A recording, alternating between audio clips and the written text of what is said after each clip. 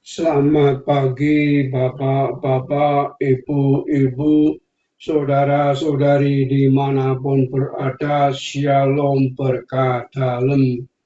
Berjumpa kembali dengan Sugeng Pramono dalam renungan Matius 11 ayat 23 sampai 30. Tuhan tidak anti orang kaya. Tuhan Yesus melanjutkan pengajarannya tentang urgensinya kerajaan Allah melalui contoh orang muda kaya, Matius 19 ayat 16 sampai 22. Tuhan Yesus menjelaskan tentang sikap lepas bebas yang harus dimiliki setiap murid terhadap semua harta kekayaan yang dimilikinya.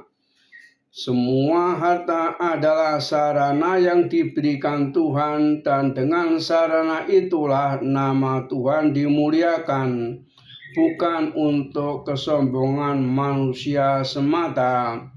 Terkadang orang hanya berpikir dengan melakukan 10 perintah Tuhan dan 5 perintah gereja, rajin ke gereja dan melakukan praktek-praktek kesalehan itu sudah cukup.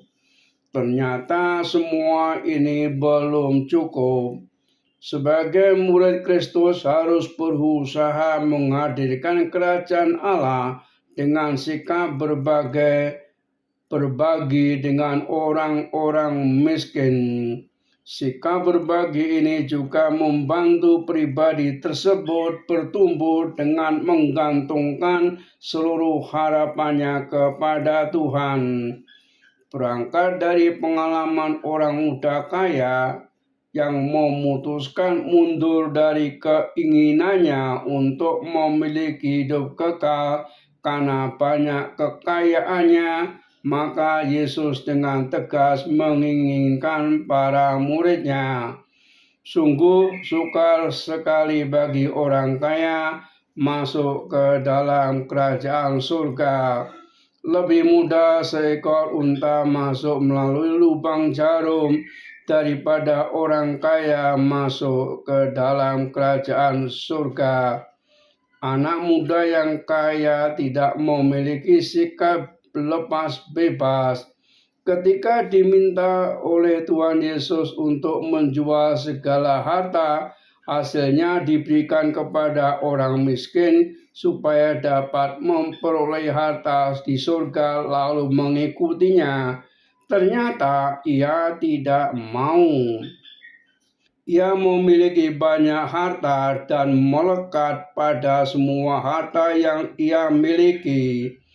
Itulah sebabnya Tuhan Yesus berkata, sungguh sukar sekali orang kaya masuk kerajaan surga. Mengapa sukar sekali? Karena di mana harta berada, tentu hatinya juga berada. Matius 6 ayat 21. Ketika orang terlalu mendewakan harta, maka tidak akan memiliki urgensi kerajaan surga. Kekuasaan juga merupakan harta. Menjadi pertanyaan kita adalah, apakah dengan kata-kata Tuhan Yesus ini lalu orang Kristen tidak boleh kaya? Tentu saja Tuhan Yesus menghendaki pengikutnya juga kaya. Penginjil Yohanes memberi kesaksian bahwa Tuhan Yesus bersabda, beliau datang agar kita memiliki hidup dan memilikinya dalam kelimpahan. Yohanes 10 ayat 10. Menurut Santo Paulus, Yesus adalah Allah yang kaya raya, rela menjadi miskin supaya manusia yang miskin dapat menjadi kaya. 2 Korintus 8 ayat 9. Nah, ini berarti Tuhan Yesus bukan anti orang kaya, tetapi anti dengan orang yang tidak memiliki sikap lepas bebas. Karena di situ Dari situlah mereka melekat pada harta duniawi. Tuhan Yesus bersabda, lebih mudah seekor unta masuk melalui lubang jarum. Apa maksud lubang jarum? Di Yerusalem pernah ada gerbang yang besar untuk hewan yang memikul beban, dan gerbang kedua itu lebih kecil untuk para pejalan kaki. Gerbang kecil bernama lubang jarum yang rendah, di mana semua unta harus membungkuk ketika melewatinya. Dengan demikian, Yesus memang menggunakan gaya bahasa hiperbola untuk mengungkapkan satu hal yang tidak mungkin terjadi.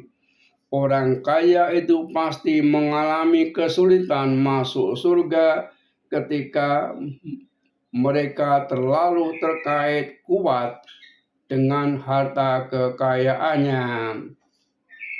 Dampak pernyataan Yesus adalah para murid saling bertanya tentang apakah yang kiranya dapat diselamatkan dan siapakah.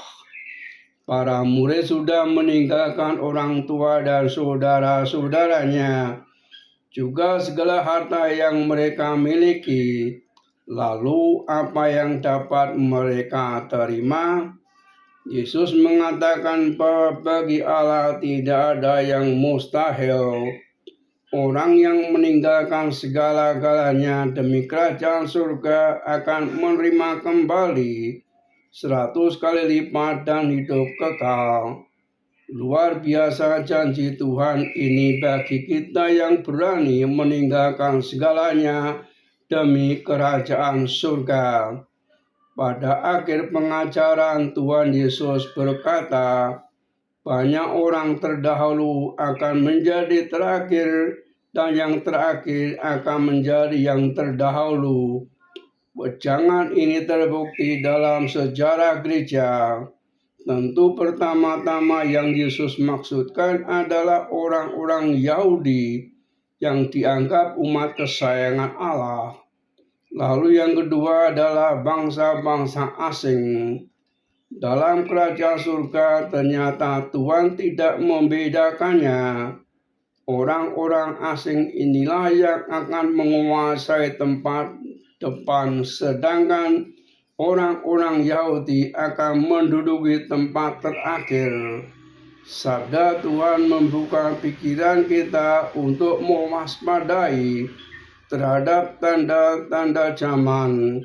Kita harus menjadi lebih peka terhadap situasi politik dan sosial serta ekonomi yang mau tidak mau mempengaruhi kehidupan beriman. Marilah kita mengubah cara pandang kita terhadap harta kekayaan sehingga orientasi kita berubah hanya kepada Tuhan. Beliau sang pencipta kita dan hanya kepadanya sembah dan bakti kita. Salam dan doa, Tuhan memberkati. Amin.